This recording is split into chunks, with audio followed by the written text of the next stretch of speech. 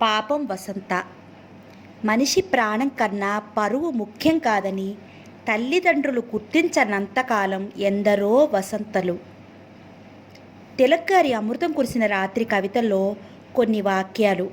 ముత్యాలు జల్లుతున్నాను ఏరుకోండి, అమృతాన్ని తెచ్చాను రుచి చూడండి.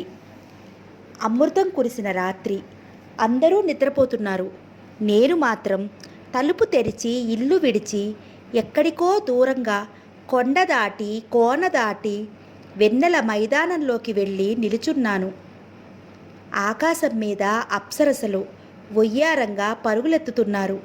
వారి పాదాల తారా మంజీరాలు కళ్ళు కళ్ళుమని మ్రోగుతున్నాయి. ఐ రిపీట్, అమృతం కురిసిన రాత్రి, అందరూ నిద్రపోతున్నారు. నేను మాత్రం తలుపు తెరిచి ఇల్లు విడిచి ఎక్కడికో దూరంగా కొండ దాటి కోన దాటి వెన్నెల మైదానంలోకి వెళ్ళి నిలుచున్నాను. ఆకాశం మీద అప్సరసలు ఒయ్యారంగా పరుగులెత్తుతున్నారు.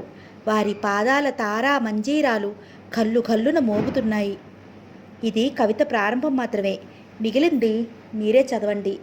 ఎంత చక్కటి భావనతో ఎంత చక్కగా రాశారో. కథలోకి వెళ్ళిపోదామా?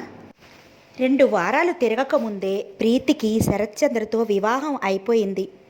పినాకపాణి గారు శరత్చంద్ర తల మీద అక్షింతలు వేస్తూ అన్నారు, ఒళ్ళో పిల్లాడిని పెట్టుకుని ఊరంతా వెతికినట్లు ఎదురుగా నిన్ను ఉంచుకుని ప్రీతికి వరుడు కోసం దేశమంతా వెతికాను కదా. అందుకే ప్రాప్తం ఉండి సమయం అనేది వస్తే గాని మన కళ్ళెదుట ఉన్నది కూడా కనిపించదని అన్నారు. ఈ పెళ్ళి ప్రీతి శరత్చంద్రుల ఇష్టప్రకారం అతి దగ్గర వాళ్ళు మాత్రమే ఆహూతులుగా రాగా వీలైనంత నిరాడంబరంగా జరిగిపోయింది. పిల్లవాడికి కట్నం కానుకలు ఏమీ ఇవ్వలేదు. పిల్లకి అతడు నగలు నాణ్యాలు అంటూ ఏమీ పెట్టలేదు. ఒకరికి ఒకరు తమని తాము అర్పించుకున్నట్లుగా, అంతకంటే విలువైనది ఏదీ లేదన్నట్లుగా ముగిసింది వివాహం. పెళ్లికి వచ్చిన వాళ్ళంతా ఈ పద్ధతి చాలా బాగుంది అని మెచ్చుకున్నారు. ప్రీతి శరత్చంద్ర ఇద్దరు ఈడు జోడు చూడముచ్చటగా సరైన జంటగా ఉన్నారని అనుకున్నారు. ప్రీతి పెళ్ళి అనగానే శరత్చంద్ర ఇంటికే కాపురానికి వెళ్ళిపోతుందని, కాపురానికి సరంజామా ఏ ఒక్కటి మహీధర్రావు గారు ఇవ్వటం లేదని, ఇవ్వటానికి వీలు లేదని శరత్చంద్ర అన్నాడన్న విషయం అందరూ విడ్డూరంగా చెప్పుకున్నారు. జగదాంబ మాత్రం అదో నాటకం, ఒక్కగానొక్క పిల్ల, ఈ రోజు కాకపోయినా రేపైనా ఇదంతా ప్రీతికేగా వచ్చేది, తనకి డబ్బు మీద ఆశ లేనట్లు గొప్పలు చెప్పటం అంది. ప్రీతి చెవిన ఈ మాటలు పడ్డాయి. విసురుగా ఏదో చెప్పబోతుంటే వసంత వదినా అంటూ వారించింది. ఇప్పుడేం అనొద్దు అంటూ అర్థింపుగా చూసింది. పెళ్లికి వసంత అత్తవారు వచ్చారు. పెళ్లిలో వసంత చాలా ఆనందంగా తిరిగింది. కామేశ్వరరావు కూడా కలుపుగోలుగానే తిరిగాడు. జగదాంబ పట్టుచీర కట్టుకుని ఆ ఇంటికి తనే పెద్ద దిక్కు అన్నట్లు వచ్చిన వారికి అతి మంచిగా మర్యాదలు చేయసాగింది. ప్రీతి ఆ సాయంత్రం శరత్చంద్రతో వెళ్తోంది. 20 రోజుల పాటు ఇద్దరూ ఉత్తర దేశం అంతా తిరిగి వచ్చేటట్లు ఏర్పాటు జరిగింది. స్టేషన్కి కారు తీసుకెళ్లటం లేదు. వెంట నౌకర్లు కూడా రావద్దని శరత్చంద్ర చెప్పాడు. ప్రీతి కాదు అని అనలేదు. ట్రైన్లో కూపే శరత్చంద్ర తనే రిజర్వ్ చేయించాడు. ప్రయాణానికి అన్ని ఏర్పాట్లు జరిగాయి. స్టేషన్కి ఎవరు రావద్దని ముందే చెప్పేశారు. ప్రీతి తండ్రి దగ్గరికి వచ్చింది. డాడీ, మీరు సంతోషంగా ఉన్నారా అంది. చాలా తల్లి, నిన్నిలా చూసే అదృష్టం నాకు ఉంటుందని అనుకోలేదు. ఇక నాకేమైనా పర్వాలేదు. ప్రీతి చెయ్యి చాచి ఆయన నోరు మూసేసింది. డాడీ, ఏంటా మాటలు? ఇలా అంటే నేను అసలు ఊరు వెళ్ళను. కాదు ఊరికే అన్నాను సుమా. బట్టలు సర్దుకున్నావా? పనంతా వసంతే చూసింది. ఆయన జేబులో నుంచి లావాటి 100 రూపాయల నోట్ల కట్టలు తీసి ప్రీతి చేతిలో పెట్టబోయారు. ఏంటిది? దగ్గర ఉంచుకో. వద్దు డాడీ, మీ దగ్గర నుండి 1 రూపాయి కూడా తీసుకురావడానికి వీల్లేదని శరత్ చెప్పాడు. తీసుకురానని మాటిచ్చాను.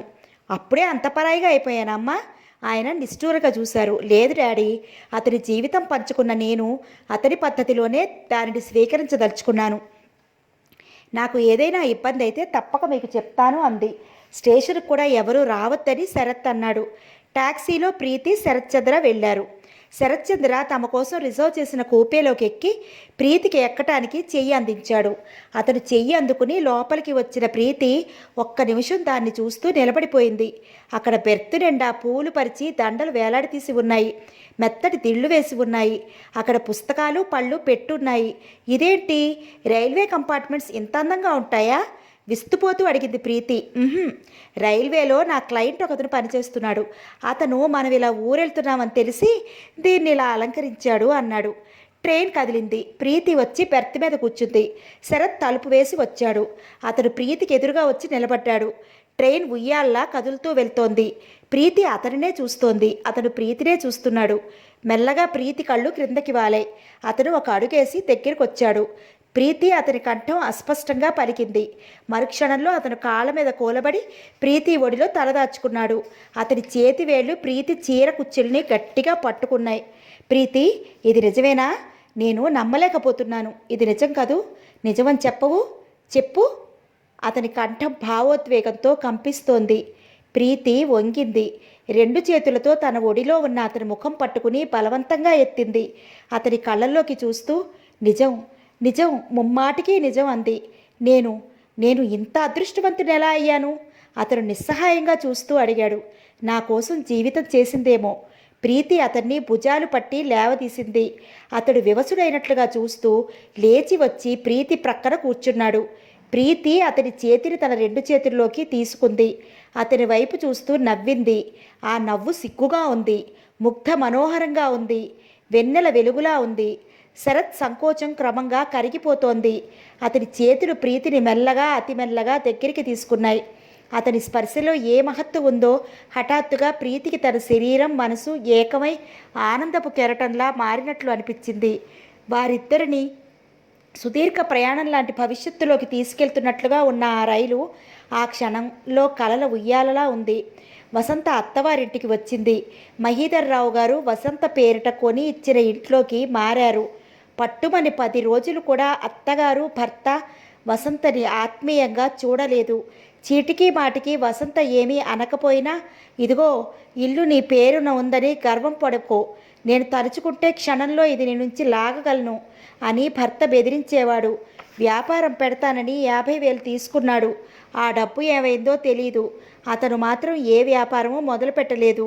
వసంత ఒకరోజు రాత్రి, ఏమండి, వ్యాపారం సంగతి ఏమైంది అంటే, నీకెందుకు, నోరు మూసుకో అని కసిరాడు. ఆ రోజు వసంత కూర్చుని ప్రీతి దగ్గర నుంచి వచ్చిన ఉత్తరాన్ని చదువుకుంటోంది. ప్రీతి రాసిన ఉత్తరం నిండా శరత్చంద్రుడి గురించిన కబుర్లే.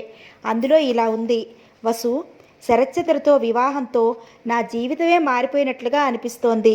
పెళ్లి కాకముందు నేను ఏమనుకునేదాన్నో తెలుసా? డాడీ నన్ను ఇంత గారాబంగా పెంచుతున్నారు, నేను ఇంకెవరితోనూ కలవలేనేమో అని భయపడేదాన్ని. శరత్ నా భయాలన్నీ పోగొట్టేశాడు.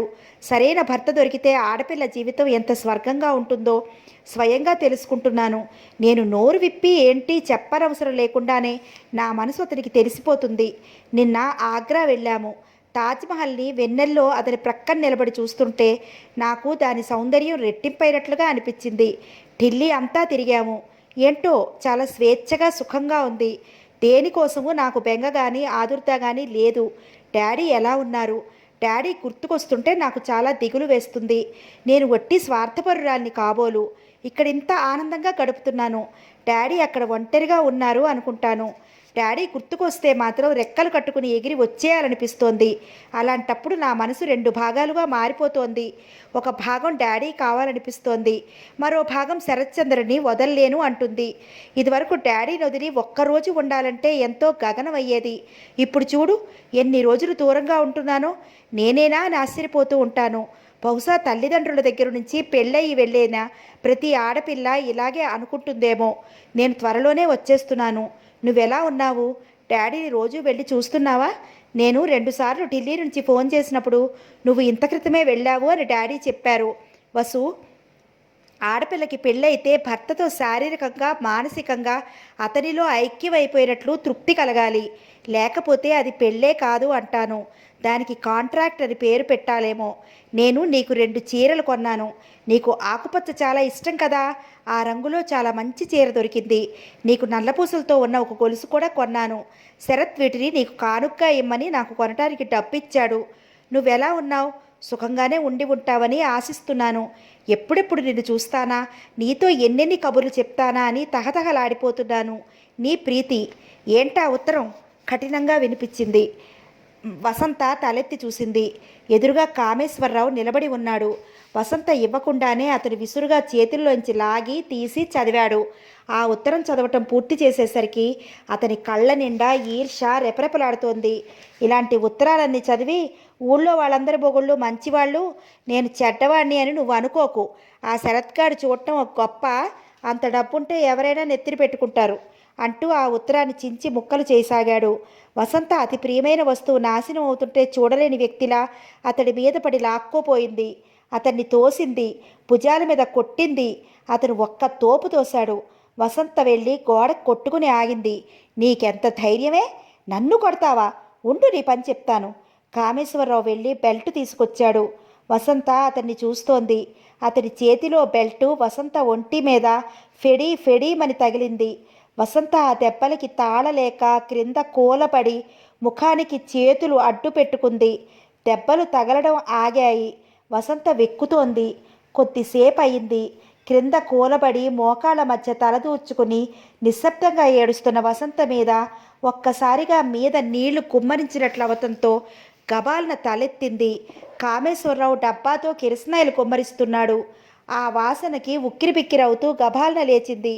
నిన్ను చంపేస్తాను, నీకు దిక్కెవరో చూస్తాను. అతను జేబులో నుంచి అగ్గిపెట్టె తీశాడు. వసంత రానున్న ప్రమాదం గ్రహించి వణికిపోతూ రెండు చేతులతో అతనికి దండం పెట్టింది. అతను అగ్గిపుల్ల వెలిగించి వసంత మీద గిరాటు వేశాడు. వసంత ప్రక్కకి ఉరిగినట్లుగా తప్పుకోవడంతో అది అంటుకోలేదు. వసంత ముందు గదిలోకి పరిగెత్తబోయింది. కామేశ్వరరావు ఆ తలుపు వేసేసి వచ్చాడు. నువ్వు ఈరోజు చావటం ఖాయం. వద్దండి, మీరు చెప్పినట్లు వింటాను, మీ కాళ్ళు పట్టుకుంటాను, మీరే పని చేయమంటే అది చేస్తాను. వద్దండి, నా మీద వెయ్యకండి. ఏమండి, నేను చచ్చిపోతానండి. ఏమండి, నేను చచ్చిపోతాను ఏడుస్తూ తప్పించుకుంటూ అంది. నువ్వు చస్తే ఎవరికి నష్టం? కామేశ్వరరావు అగ్గిపుల్ల ఇంకోటి తీయబోయాడు. అగ్గిపెట్టె ఖాళీగా అనిపించింది. అతను వెళ్ళబోతుండగా ఇంతలో జగదాంబ గారు అంటూ పక్కింటి సుబ్బలక్ష్మి వచ్చింది. కామేశ్వరరావు వసంత వైపు క్రూరంగా చూసి వెళ్ళి తలుపు తీశాడు. మీ అమ్మ లేదా నాయనా అని అడిగింది. లేదండి అన్నాడు. మా కోడలు తలుపు తాళం వేసుకుని సినిమాకి వెళ్ళింది. ఆవిడగారు వచ్చే వరకు నాకు మీ సోఫాయే గతి. అబ్బా, మైల్ దూరం నుంచి నడిచొచ్చాను. కాసిన మంచినీళ్ళు కావాలి. అట్లా దారి కట్టంగా నిలబడతావే, కాస్త జరుగు అంటూనే ఆవిడ చొరవగా లోపలికి వచ్చేసింది. అక్కడ వణుకుతూ నిలబడిన వసంతను చూసి ముక్కుపుటాలు ఎగపీలుస్తూ, అబ్బా ఏంటా కిరసనాయిల వాసన, అదేంటి క్రింద ఒలికిందా అంది. ఆవిడ వెంటనే లోపలికి వచ్చిన కామేశ్వరరావు, కిరసనాయిలు ఒలకలేదండి, వసంత బీద పోసుకుని చస్తానని నన్ను బెదిరిస్తోంది. ఆవిడ ఈ మాట వెనకానే నిర్ఘాంతపోయినట్లు బుక్కలు నొక్కుని, అయ్యో అఘాయిత్యం, ఎందుకంటా అంది. ఆవిడ గారికి భర్తగా నేను నచ్చలేదట. ఇంతలో జగదాంబ బయటి నుంచి వచ్చింది. ఆవిడికి సుబ్బలక్ష్మి ఈ వార్త చెబుతూ, అవురా, ఎంత పితపకాలం, మా ఆయనకి కూని మెల్లకన్ను ఉండేది. అయితేనే నేను ఆయన చచ్చే వరకు కాపురం చేశాను, 6 పిల్లల్ని కన్నాను అంది. బాగుంది, సమయానికి మీరు వచ్చారు కాబట్టి తెలిసిపోయింది, లేకపోతే గిట్టక మేమే ఏదో అఘాయిత్యం చేశామని అనుకోరుటండి అంది జగదాంబ. ఎందుకు అనుకోరమ్మా, బాగా అనుకుంటారు, మా కోడలు నన్ను యాగి చేయటంలా అందావిడ. ఏమే, ఇంకా గుట్లు పెట్టుకుని అలా చూస్తావేంటి, పో స్నానం చేసిరా అరిచింది జగదాంబ. వసంత బాత్రూంలోకి వెళ్ళింది. లోపలికి వెళ్ళి గడియ పెట్టుకున్న వసంత ఇంకా నిశ్చేష్టురాలైనట్లు అలాగే నిలబడింది. వసంత కళ్ళ ముందు తన శరీరమే నిలువున మంటలో కాలుతున్న దృశ్యం కనిపిస్తోంది. త్రుటిలో ఎంత ప్రమాదం తప్పింది. మృత్యువు కోరలతో కబడించిపోయి ఆగింది. వసంత కళ్ళల్లోకి మెల్లగా నీళ్లు నిండుకు వచ్చాయి. మరుక్షణం తలుపుకి ముఖం దాచుకుని వెక్కి వెక్కి హిస్టీరియా వచ్చినదాల్లా ఏడవసాగింది. ఆ ఏడుపు బయటికి వినిపిస్తోంది. జగదాంబ తలుపులు బాది తోసింది. ఎందుకే ఏడుస్తావు అంది. అక్కడ సుబ్బలక్ష్మమ్మ గారు కూడా ఉంది. వసంత ఇంకా ఇంకా ఏడుస్తానే ఉంది. జగదాంబ వసంతని పట్టుకోబోతే ఈడ్చి కొట్టింది. మా దగ్గరికి వచ్చారా చంపేస్తాను, పళ్ళు బిగించి పిడికిలు చూపించింది. దీనికి అప్పుడప్పుడు ఇలాగే ఉన్మాదం వస్తుందండి అంది జగదాంబ. ఆ సాయంత్రానికి ఆ బజారంతా వసంతకి వచ్చే ఫిట్స్ గురించి ప్రచారం అయింది. ప్రీతి, శరత్చంద్ర ఉత్తరదేశం అంతా తిరిగి వచ్చారు. ప్రీతి శరత్చంద్ర ఇంట్లోనే ఉండిపోయింది. ఉదయం మహీధర్రావు గారు వాకింగ్కి బయలుదేరి ప్రీతి దగ్గరికి వస్తారు. ఆయన అక్కడ 10 గంటల వరకు ఉంటారు. శరత్చంద్ర కోర్టుకి వెళ్ళిపోగానే తండ్రితో కలిసి ప్రీతి తండ్రి ఇంటికి వస్తుంది. ఇద్దరూ కలిసి భోజనం చేస్తారు. సాయంత్రం వరకు ప్రీతి అక్కడే ఉంటుంది. సాయంత్రం శరత్ కోర్టు నుంచి సరాసరి ఇక్కడికే వస్తాడు. ప్రీతి శరత్తో కలిసి ఇంటికి వెళ్ళిపోతుంది. ప్రీతికి అటు తండ్రికి ఇటు భర్తకి దగ్గరగా ఉండటం ఆనందదాయకంగా ఉంది. రాత్రివేళ భోజనానికి కూర్చున్నప్పుడు ప్రీతి అతనికి వడ్డిస్తుంటే శరత్చంద్ర చెంపకి చెయ్యి ఆనించుకుని ప్రీతి వైపు అలాగే చూస్తూ ఉండిపోతాడు. అతని కళ్ళల్లో వివసత్వం లాంటిది కనిపిస్తూ ఉంటుంది. ఏంటలా చూస్తారు? ప్రీతి డబాయిస్తుంది. ఇది నిజమేనా? ప్రీతి చిరుకోపంగా చూస్తుంది. అప్పా, ఆ మాట ఎన్నిసార్లు అడుగుతారు? అసలు ఏంటి మీ అనుమానం అంటూ నిలదీసింది. శరత్ వడ్డిస్తున్న ప్రీతిని ఆపి చెయ్యి పట్టి దగ్గరికి తీసుకున్నాడు. ప్రీతి పొట్టలో ముఖం దాచుకుంటూ జీవితం మరీ కలలా ఉంది, అందుకని భయం వేస్తూ ఉంటుంది. అతని కంఠం గద్గదికంగా అయింది. సుఖంగా ఉన్న వాళ్ళకి అలాగే అనిపిస్తుందేమో.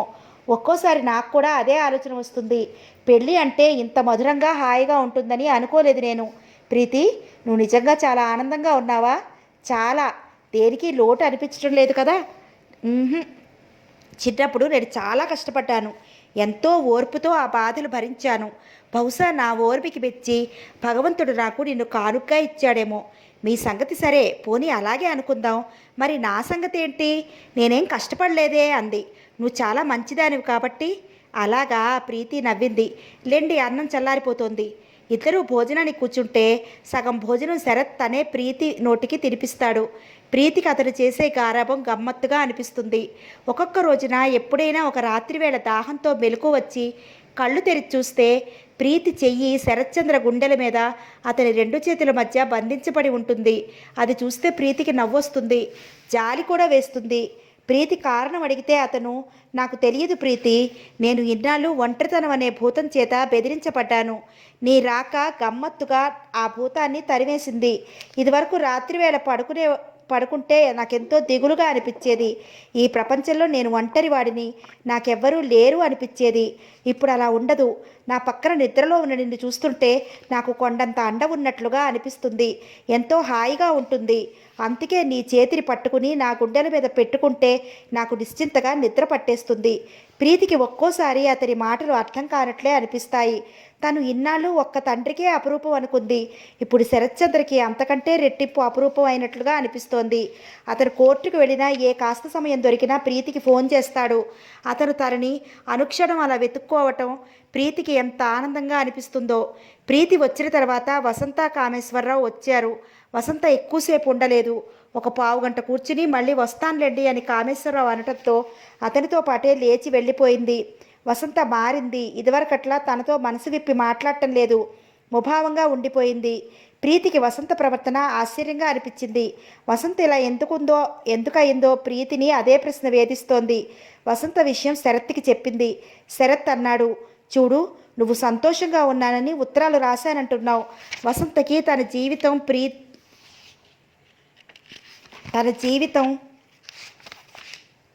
గుర్తుకు వచ్చిందేమో. కామేశ్వరరావు వాళ్ళు ఆ అమ్మాయిని ఇదివరకు చాలా బాధలు పెట్టారని చెప్పావు కదా. ఇంకోసారి వసంతని నువ్వు ఒంటరిగా కలుసుకుని మాట్లాడితే తప్ప మనం ఏమీ నిర్ధారణగా అనుకోకూడదు.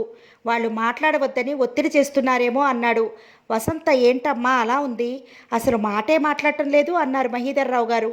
అదే నాకు అర్థం కావట్లేదు డాడీ అంది ప్రీతి. వసంత ఆనందంగా ఉంటే అంతకంటే సంతోషించాల్సిన విషయం ఈ ప్రపంచంలో ఇంకేదీ లేదేమో. శరత్చంద్రతో కలిసి ప్రీతి జీవితం హడావుడిగా అయిపోయింది. క్షణం తీరుబడి ఉండదు. శరత్చంద్రతో కలిసి ఎక్కడికైనా వెళ్ళటమో లేక ఇంటికి ఎవరైనా డిన్నర్కో లంచ్కో వస్తుంటే ఆ ఏర్పాట్లు చూడటమో ఎప్పుడూ ఎడతెగిన పని అయిపోయింది. అతని ఫోన్స్ ప్రీతి తనే ఆన్సర్ చేస్తోంది. అతనికి బయట తిరిగే కార్యక్రమాలు ఉంటాయి. వెంట ప్రీతి లేకుండా అతను వెళ్ళడు. ఉదయం కోర్టుకు వెళ్ళి సాయంత్రం వచ్చే వరకు ఎలాగూ నీ నుండి వేరుగా ఉండాలి. అది ఎలాగూ తప్పదు. ఇప్పుడు కూడా ఎందుకు అనేవాడు. ప్రీతి రాగలిగిన చోట్లకే అతను వెళ్ళేవాడు. ప్రీతికి అతను వెళ్ళే ఫంక్షన్స్, డిన్నర్లు మొదట విసుగు పుట్టేవి. తనకు సంబంధించినట్లు కూర్చునేది. కానీ తర్వాత ప్రీతి అర్థం చేసుకోసాగింది. వృత్తిరీత్యా అతను 10 మందితో కలిసి ఉండాలి. వద్దన్న పరిచయాలు పెరుగుతాయి. బయట వాళ్ళు అతని జీవితంలోకి చొచ్చుకు వస్తారు. భార్యగా అతని వెంట ఉండటం, అతని సమస్యలను పంచుకోవటం తన బాధ్యతగా తెలుసుకుంది. రకరకాల వ్యక్తులు అతని దగ్గరికి వస్తారు. తమ తరఫున న్యాయం కోసమని పోరాడమని అర్థించేవారు. శరత్ కేసులని జాగరూకతతో పరిశీలించి ఎన్నిక చేసుకునేవాడు. తనకిష్టం లేని వాటిని తనకి వీలు కాదంటూ వేరే లాయర్లకి అప్పగించేవాడు. వచ్చిన ప్రతి కేసు తీసుకోవాలనే ఆరాటం అతనికి ఉండేది కాదు. అతను చేపట్టిన కేసుకి అపజయం అంటూ ఉండేది కాదు. బేగం నుస్రత్ శరత్చంద్ర ప్రీతిల అన్యోన్యతను చూసి ఎంతో మెచ్చుకునేది. ప్రీతి శరత్చంద్రుల కాపురం చూసి మహీధర్రావు గారికి సంతోషంగా ఉండేది. తను కన్న కలలు ఫలించినట్లుగా ఉండేది. పినాకపాణి గారు ప్రీతిని శరత్ని దసరా పండుగకి తమ దగ్గరికి వచ్చి ఉండాల్సిందిగా కోరుతూ ఫోన్ చేశారు. దమయంతి మరీ మరీ చెప్పింది. వెంట మహీధర్రావు గారు కూడా రమ్మనమని ఒక 10 రోజుల పాటు ఉండి వెళ్ళవచ్చునని చెప్పారు. మహీధర్రావు గారు అంగీకరించారు. శరత్ ఇష్టపడ్డాడు. ప్రీతి తండ్రి దగ్గరికి వచ్చింది. డాడీ, మనతో వసంతని కూడా తీసుకువెళదామంది. వసంతని వాడు పంపిస్తారంటావా అన్నారాయన. వాళ్ళు పంపించేదేముంది, రమ్మనమని అంటాను, వస్తుంది. నా మాట కాదనదు అంది. కామేశ్వరరావును కూడా రమ్మనమని చెప్పు అన్నారాయన. అతనెందుకు, వసంత హాయిగా 4 రోజులు నాతో ఉండకుండా అంది. మర్యాదగా ఉండదమ్మా, వారి మనసు మనం నొప్పించకూడదు. ఈరోజు సాయంత్రం వెళ్ళి నేనే స్వయంగా చెప్పొస్తాను డాడీ. అదే మంచిది. కబురు చేస్తే వాళ్ళు మళ్ళీ వంక పెడతారేమో అన్నారాయన. సాయంత్రం వసంత ఇంటికి వచ్చింది ప్రీతి. ముందు గదిలో జగదాంబ సుబ్బలక్ష్మి గారితో కూర్చుని కబుర్లు చెప్తూ ఎదురైంది. ఆవిడ ప్రీతిని చూడగానే ఎదురుగా లేచి రాలేదు, పలకరించలేదు. ప్రీతి ఈ అవమానాన్ని దిగమింగింది. వసంత ఉందా అంది. ఉంది ముభావంగా అని ఆవిడ లేచి లోపలికి వెళ్ళింది. ప్రీతి కూర్చుంది. 5 నిమిషాల తర్వాత జగదాంబ వచ్చింది. వెంటే వసంత వచ్చింది. ఏమి వసు? ప్రీతి వసంతని చూడగానే లేచి ఎదురు వెళ్ళింది. వదినా, ఎన్నాళ్ళకి నన్ను చూడటానికి వచ్చావు? కూర్చో అంది వసంత. నన్ను వసు మెడ్రాస్ వెళ్తున్నాం, నిన్ను కామేశ్వరరావుని తీసుకెళ్దామని వాళ్ళు నాన్న అన్నారు. అడగటానికి నన్ను పంపించారు. ఎల్లుండే ప్రయాణం. బట్టలు సర్దుకుని రెడీగా ఉండు. కామేశ్వరరావు ఎక్కడా? లేరు, బజారుకు వెళ్ళారు. రెడీ అవుతావుగా అంది ప్రీతి. వసంత తలదిచ్చుకుంది. ఆయనని అడుగుతాను. ఏయ్, అడగటం గిడకటం ఏమీ లేదు, నువ్వు వస్తున్నావు సరేనా? ప్రీతి ఇదివరకు వసంత నుంచి తనకు కావలసిన పని ఉంటే ఇలాగే జబర్దస్తిగా అనేది. వసంత మాట్లాడలేదు. జగదాంబ సుబ్బలక్ష్మి మాటలు ఆపి నిశ్శబ్దంగా ఇటే చూస్తున్నారు. వాళ్ళ చూపులు ప్రీతికి చిరాకు కలిగించాయి. నమిలి మింగేసేటట్లు ఏమిటా చూపులు అనిపించింది. నేను వెళ్ళనా మరి అంది ప్రీతి. కాసేపు కూర్చో, కాఫీ కల్పిస్తాను. ప్రీతి టైం చూసుకుంది. వద్దు, శరత్ కోర్టు నుంచి వచ్చే వేళ అయింది. తను వచ్చేసరికి నేను ఇంటి దగ్గర లేకపోతే అలుగుతారు. నేను మళ్ళీ వస్తాలే. ప్రీతి వెళ్ళబోతూ ఆగి వెనక్కి తిరిగి చూపుడు వేరు చూపిస్తూ, వసు, నువ్వు మెడ్రాస్ వస్తున్నావు తెలుసా అంది. రాకపోతే అంది వసంత. జన్మలో నీతో మాట్లాడను, నీ ముఖం చూడను, జాగ్రత్త మరి బెదిరింపుగా అంది. అలా అనకు, నేను వస్తానులే అంది వసంత. అది అలా ఉండాలి జవాబు. ప్రీతి నవ్వి వెళ్ళిపోయింది. ప్రీతి వెనకే వసంత కారు దగ్గరికి వెళ్తుంటే జగదంబ వెనక నుంచి కేక పెట్టి పిలిచింది. నువ్వెక్కడికే? అవతల స్టవ్ మీద పాలు మరుగుతున్నాయి. ఆ కంఠం ఆజ్ఞాపించినట్లుగా ఉంది. గుమ్మం దాటిపోతున్న వసంత ఆ కంఠం వినగానే కొంగుపట్టి లాగినట్టే ఆగిపోయింది. వసంత ప్రీతి వెంట కారు వరకు వెళ్ళలేదు. ప్రీతి శరత్చంద్ర మెడ్రాస్ వచ్చారు. మహీధర్రావు గారు కూడా వచ్చారు. ప్రీతి శరత్చంద్ర అంత క్రితం తిరిగిన చోట్లన్నీ ఇద్దరూ తిరిగారు. ఆ రోజు సంఘటనలు గుర్తు చేసుకుని నవ్వుకున్నారు. మహాబలిపురం కాటేజ్ మళ్ళీ రిజర్వ్ చేయించుకున్నారు. అక్కడికి అందరూ వెళ్ళారు. ప్రీతి శరత్ సముద్రపు ఒడ్డున చెయ్యి కలుపుకుని నడిచారు. నీళ్ళల్లోకి వెళ్తాను అంది ప్రీతి.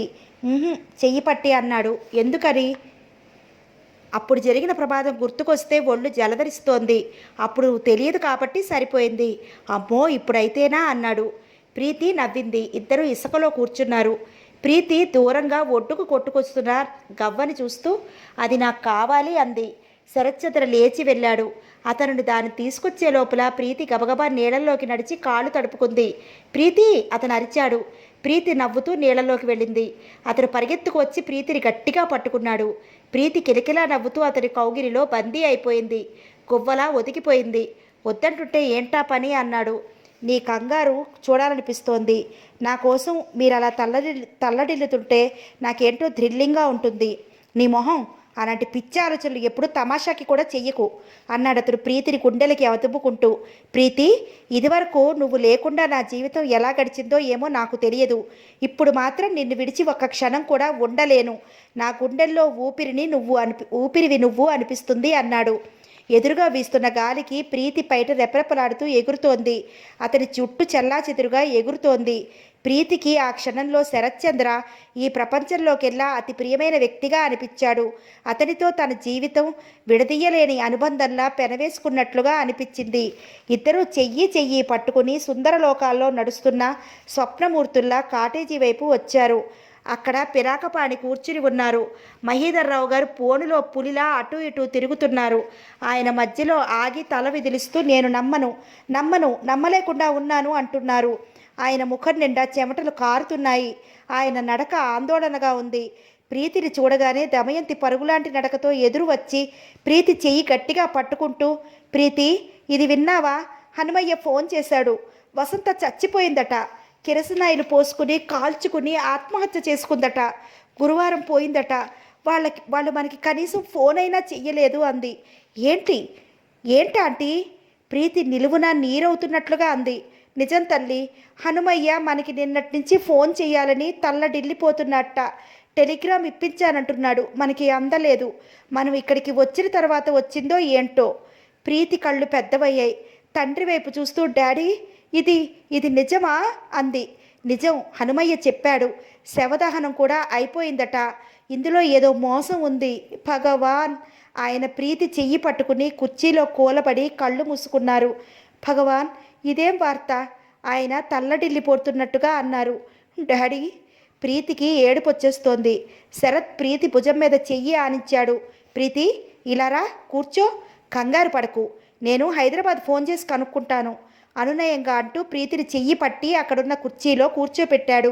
వెళ్ళి గ్లాస్తో మంచినీళ్లు తెచ్చి ప్రీతి చేత తాగించాడు. తర్వాత వెంటనే హైదరాబాద్ ఫోన్ బుక్ చేయసాగాడు. ఇది నిజమా? ప్రీతి నమ్మలేకపోతోంది. వసంతని పిలవటానికి ఆ రోజు తను వెళ్ళింది. తప్పకుండా ఊరు రమ్మనమని, లేకపోతే నీతో మాట్లాడనని బెదిరించింది.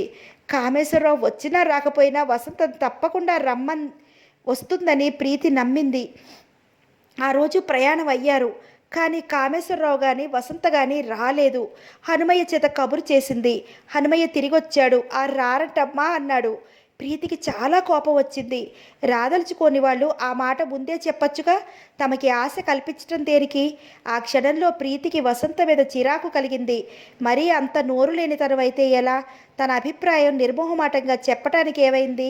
వసంత ఎంత పిరికితనం పోబట్టే వాళ్ళు మరీ ఆడిస్తున్నారు.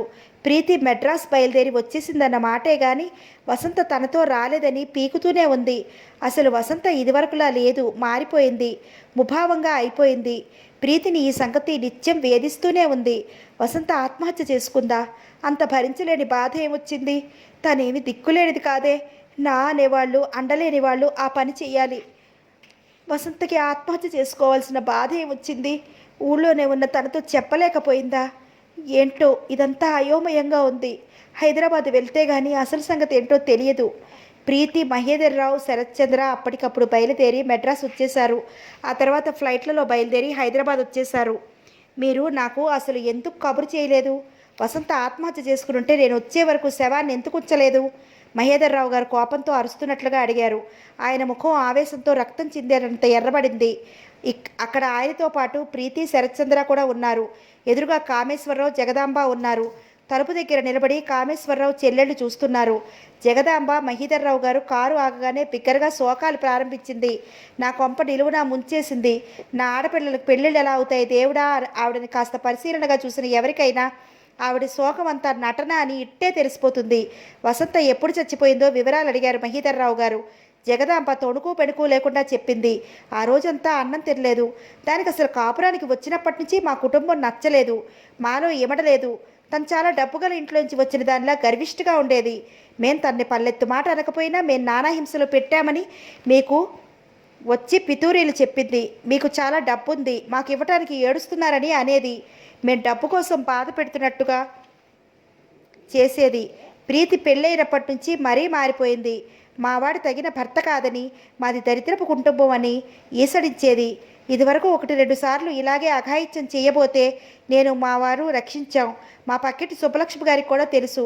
ఆ రోజు అన్నానికి రమ్మంటే రాలేదు, స్నానం చేయలేదు, జుట్టు విరబూసుకుని ఆ రోజు మంచం మీద కూర్చుంది. అందరూ చూశారు కూడా. ఆ సాయంత్రం వేళ మా వాడు ఇంట్లో లేడు. నేను వంట చేస్తున్నాను. ఆడపిల్లలు వాడు కలిసి సినిమాకి వెళ్ళారు. దొడ్లోంచి మంటలు కనిపించాయి. నేనేదో తగలబడుతోందని పరిగెత్తాను. వసంత నిలువునా మండుతోంది, పరుగులు తీస్తోంది. నేను నలుగురిని పోగేశాను. అప్పటికే స్పృహ తప్పిపోయింది. ఎందుకు చచ్చిందంటే ఏం చెప్పను? అందరూ అదే ప్రశ్న. నేనందరికీ జవాబు చెప్పలేక చచ్చిపోతున్నాను. ముందు మీకు ఏం జవాబు చెప్పటమా దేవుడా అని హడిలి చస్తున్నాను. నన్నిలా చేసిపోయింది అంటూ ఏడవసాగింది. ఆవిడ మాటలు వింటుంటే అదంతా నిజమే సుమా అనిపించేటట్లు ఉంది. మహీధర్రావు గారు రాగానే పక్కింటి సుబ్బలక్ష్మి వచ్చింది.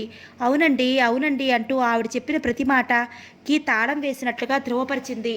నాకు కోపం ఎక్కువ అంటూ ఆవిడ చెప్పిన అప్పుడప్పుడు 4 తన్నిన మాట నిజమే, కానీ ఇలా చేస్తుందని అనుకోలేదు. కామేశ్వరరావు క్రిందికి చూస్తూ పశ్చాత్తాపపడుతున్నట్లుగా అన్నాడు. అదేమిట్రా నాయనా, ఈ లోకంలో ఎంతమంది భర్తలు పెళ్ళాలని తన్నటం లేదు? అందరూ ఇలా చస్తున్నారా? ఇంతకీ ఆ పిల్ల చావలా రాసిపెట్టుంది, ఏం చేస్తాం అంది జగదాంబ. చూస్తూ ఉండగానే ఇరుగు పొరుగు పోగయ్యారు.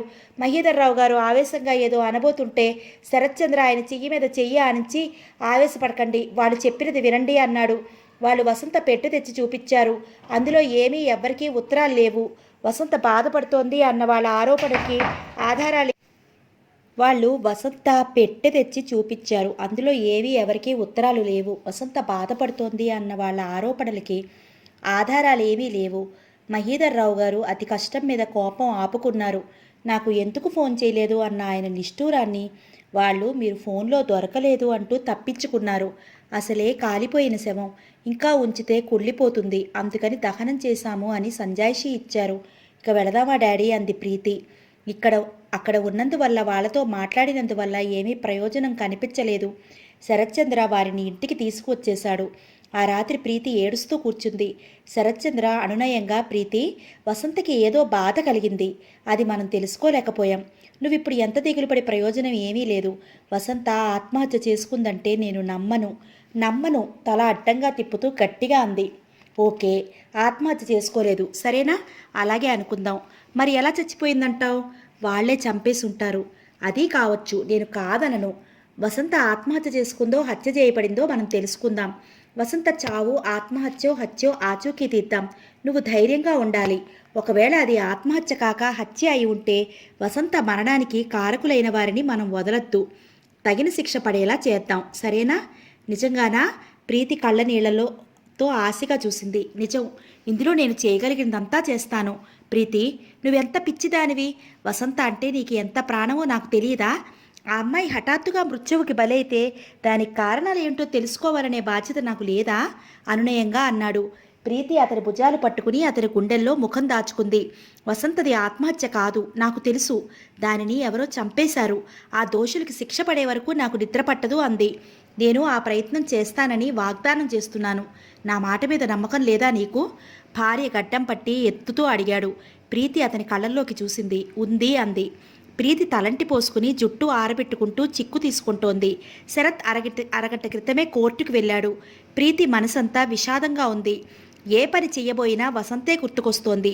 వసంత తన కోసం ఇచ్చిన అల్లిక పరదాలు, స్వీట్ డ్రీమ్స్ కుట్టిన దిండుగ లేబులు, చీరల మీద చేసిన ఎంబ్రాయిడరీ, పూసలతో చేసిన బొమ్మలు.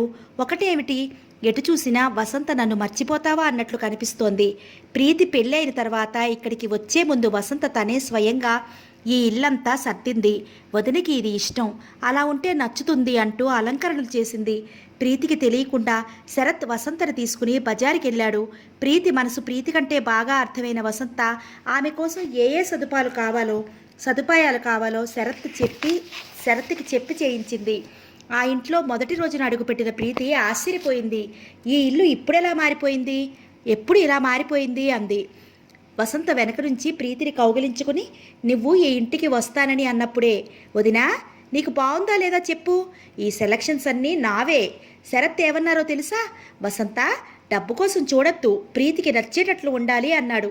ఎంత మంచి భర్తో, నువ్వు చాలా అదృష్టవంతురాలివి అంది. వదినా, నేను నీ దగ్గర లేకపోయినా అనుక్షణం నీకు నేను గుర్తుకు రావాలి. ఈ ఇంట్లో ఏ వస్తువు చూసినా ఇది వసంత అలంకరించింది అని జ్ఞాపకం రావాలి తెలుసా అంది. ఆనాటి ఆ సంభాషణ, ఆ నవ్వులు, ఆ ఉత్సాహం గుర్తుకు వస్తుంటే ఆ జ్ఞాపకాల బాధ భరించలేక ప్రీతి కళ్ళల్లో నీళ్లు తిరిగాయి. వసు, ఎందుకు ఇలా చేసావు? నేను అనేదాని ఉన్నానని మర్చిపోయావా? ఒక్క మాట నాకెందుకు చెప్పలేదు? నువ్వు ఆ పని చేసేటప్పుడు నేను నీకు గుర్తు రాలేదా అనుకోసాగింది. ఇంతలో పోస్ట్ అని కేక వినిపించింది. ప్రీతి చప్పున కళ్ళు తుడిచేసుకుంది. జుట్టు ముడివేసుకుంటూ వెళ్ళి తలుపు తెరిచింది. పోస్ట్మ్యాన్ కవర్ అందించి వెళ్ళాడు. ప్రీతి ఆ కవర్ మీద చేతివ్రాత చూడగానే ఒళ్ళు జల్లుమంది. తిప్పి చూసింది. వసంత అని ఉంది. ప్రీతి లోపలికి వచ్చి సోఫాలో కూర్చుని ఆ కవర్ చించి అందులో ఉన్న సుదీర్ఘమైన ఉత్తరాన్ని చదవసాగింది. అందులో ఇలా ఉంది: నా ప్రియమైన వదిన, ఈ ఉత్తరం అందేసరికి నేను ఎక్కడ ఎలాంటి పరిస్థితుల్లో ఉంటానో నాకే తెలియదు. ఈ ఉత్తరం నీకు అందాలి. నేను పెళ్ళైనప్పటి నుండి పడిన ఈ నరకయాతన నీకు తెలియాలి. నాకేవైనా అవుతుందేమోననే భయంతో నేను క్షణక్షణం హడిలిపోతూ ఈ ఇంట్లో కాలం గడుపుతున్నాను. వదిన, మా అత్తగారు జగదాంబ ఉందే, ఆవిడని డబ్బు అయస్కాంతంలా ఆకర్షిస్తుంది. డబ్బు వస్తుందంటే ఆవిడ చెయ్యని నీచమైన పని లేదు. నన్ను వాళ్ళంతా వాళ్ళు వచ్చి మావయ్య చుట్టూ తిరిగి మంచితనంతో నమ్మించి ఎందుకు పెళ్లి చేసుకున్నారో తెలుసా? నా మీద ఇష్టంతో కానే కాదు, మావయ్య డబ్బు మీద అత్యాశతో. పెళ్ళి అయిన తర్వాత నా ద్వారా మావయ్యది డబ్బు లాగాలని చూశారు. కానీ అందులో నేను సహకరించబోవడంతో ఆశాభంగం చెందారు. ఆ కినుక అంతా నా మీద చూపించసాగారు. వాళ్ళకి ఏదో విధంగా ఇంట్లో చేరి ఇంట్లో పెత్తనం చేజిక్కించుకోవాలని. మావయ్య పెద్దవారు, అనారోగ్యవంతులు. నువ్వు చిన్నదానివి, ఇక పెత్తనం వారి చేతికే చిక్కుతుందని ఆశపడ్డారు. వారి ఎత్తు సాగలేదు, కోరిన డబ్బు లభించలేదు. ఆ చిరాకు అంతా నా మీద చూపించసాగారు. నేను చేతకాని చవటని అన్నారు, గడుసుదాన్నని మళ్ళా అన్నారు. మావయ్య దగ్గర నుంచి డబ్బు రాబట్టుకోవడం నాకే ఇష్టం లేదంట. వాళ్ళు నన్ను అనని మాట, తిట్టని తిట్టూ లేదు. మావయ్య నా పేరు మీద ఇల్లు కొని డబ్బు బ్యాంకులో వేసిన తర్వాత కొద్ది రోజులు బాగానే ఉన్నారు. వారి అవసరాల కోసం ఆ డబ్బు ఇచ్చే వరకు ప్రేమ నటించారు. ఈ ఇల్లుని నా చేత తాకట్టు పెట్టించి డబ్బు తెచ్చుకుని వాడుకున్నారు.